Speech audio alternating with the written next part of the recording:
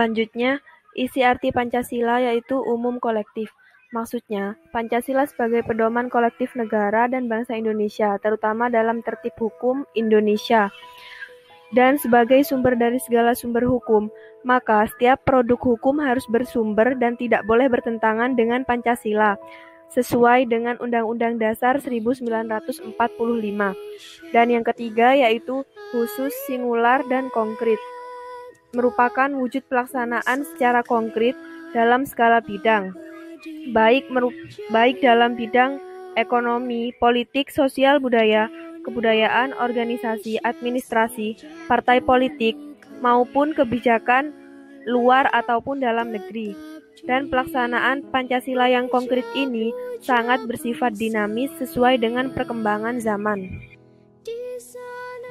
Selain Pancasila, pembukaan Undang-Undang Dasar Negara Republik Indonesia tahun 1945 juga mempunyai peran yang sangat penting. Selain sebagai sumber hukum tertinggi di Indonesia, pembukaan Undang-Undang Dasar 1945 juga sebagai fakta sejarah yang tidak dapat diulang. Yang kedua, berkedudukan tetap dan tidak dapat diubah. Yang ketiga, pernyataan kemerdekaan yang terinci. Yang keempat, mengandung cita-cita luhur bangsa. Dan yang kelima, memuat sifat-sifat fundamental dan asasi bagi negara.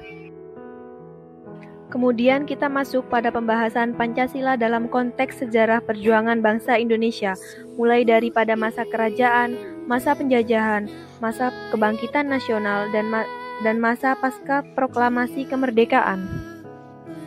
Berikut kita simak keterangan mengenai masa kerajaan Kutai, masa kerajaan Sriwijaya, dan masa kerajaan Majapahit.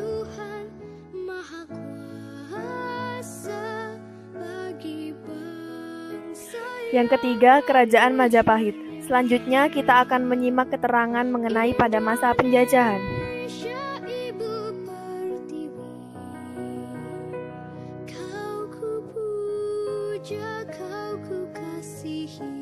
Setelah masa penjajahan, masuk pada masa kebangkitan nasional, di mana pada masa ini banyak berdiri organisasi atau gerakan-gerakan nasional untuk mewujudkan suatu bangsa yang memiliki kehormatan dan kemerdekaan serta kekuatan akan bangsanya sendiri.